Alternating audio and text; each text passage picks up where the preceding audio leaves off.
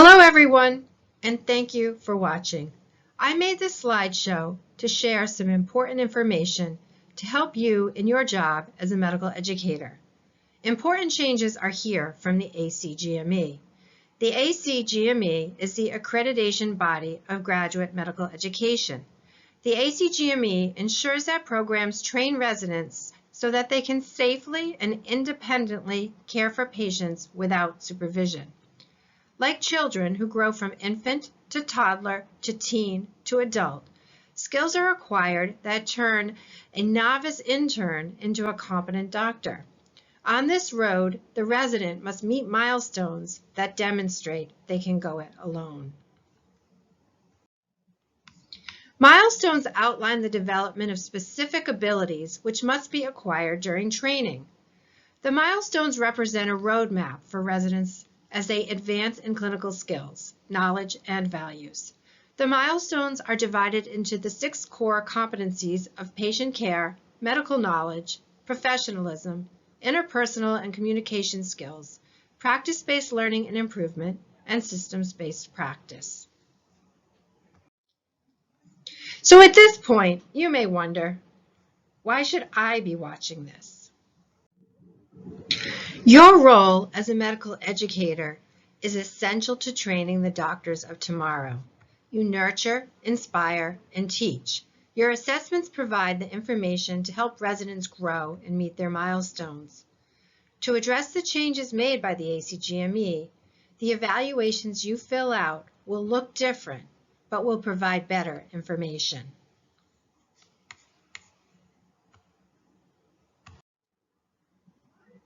This slideshow will address the questions you may have and will include a brief overview of milestones in general.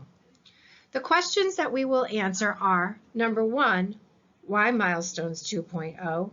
Number 2, what changes can I expect to see in the evaluations I fill out? And number 3, how will my evaluations help my learners and the program? So before answering the first question, why Milestones 2.0, let's briefly review the role of milestones. Milestones provide a framework to assess a resident as they progress from an early learner to a graduate ready for independent practice. They're not all-encompassing, but reflect the knowledge, skills, attitudes, and other attributes outlined by the ACGME felt important for a resident to be ready to leave the program and take care of patients unsupervised. Residents can both progress and regress. A resident does not have to be competent in every milestone to graduate. Graduation is up to the program director. Milestones provide us with a lens to clearly see how our interns and residents are doing and determine if they are performing as expected. Milestones help the program track resident progress and identify residents who need help and support early so that we can create an action plan to ensure their success. They also give us an overall sense of how the program curriculum is working and if we are teaching what we need to teach. For example, if we look at the first ACGME milestone, Patient Care 1, we're asked to measure a resident's ability to gather and report a hypothesis-driven patient history. An early learner, in the first column, may need guidance in asking the right questions, even for a patient with a common admission diagnosis like chest pain. Over time and training, the learner will develop the skills to acquire the correct pertinent information by utilizing outside sources and exploring pertinent social determinants of health based on the likely diagnosis and active alternatives. Column 4 is the target. Of course, there may be some aspirational residents out there in column 5, but there really should only be a few. Also, all residents do not necessarily improve across the board at the same time frame. The same resident may be in the 3rd column in the clinic and the 2nd column on the wards, both at the same time. Residents can move back and forth on the scale. It's not uncommon to perform a skill differently based on the circumstance, setting, or rotation.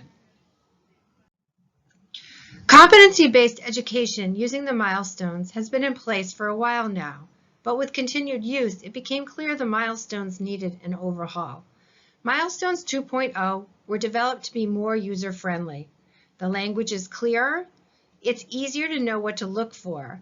You don't need to be looking for multiple behaviors at the same time. And important skills like using an EHR, telehealth, and assessment of wellness were added.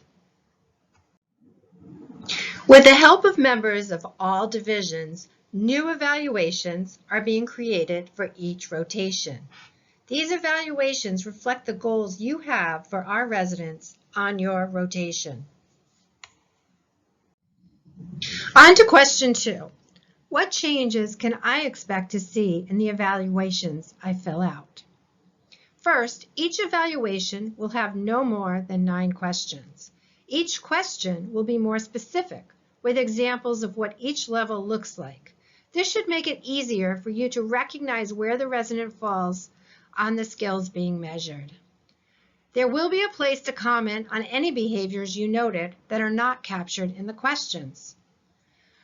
We don't want to ask you to look for so many things that it's overwhelming or too time-consuming, but we do want you to have a place to report on behaviors you notice that you want to highlight that might not be asked in the evaluation. Let's consider this question from one of our new evaluations regarding documentation on the medical wards. Examples are provided to give you a sense of where the resident falls on the continuum from novice to independent doctor. The examples are designed to help you pick a column, not based on what year the resident is in, but where the resident's skills fall. The examples are not necessarily behaviors you'll see, but are designed to give you an idea of the depth of skill required to fall into the column. I just want to reinforce how important your comments are. They really are invaluable. They add specificity that allows us to guide residents. They help us understand the scores you provide. They provide quotes to be used for job and fellowship application. So please, please, please write as much as you want. And now our last question. How will my evaluations help the residents and the program? Our goal is to help each and every resident be the best that they can be. Through the information you provide, we can help those who need help and challenge those performing well to be even better. We can also see where our curriculum falls short and make improvements. Please know, filling out evaluations shouldn't be stressful.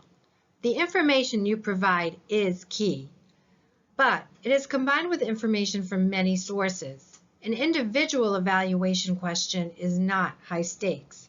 It's okay and even helpful to rate a resident low in some areas if that is what you observe.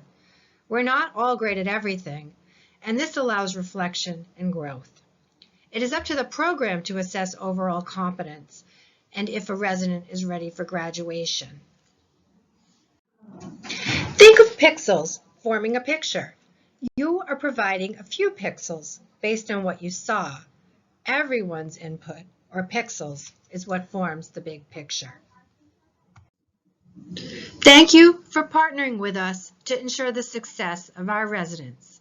If you have any questions at any time with your evaluations, feel free to contact me, jennifer.jeremiah@brownphysicians.org. Thank you for all that you do.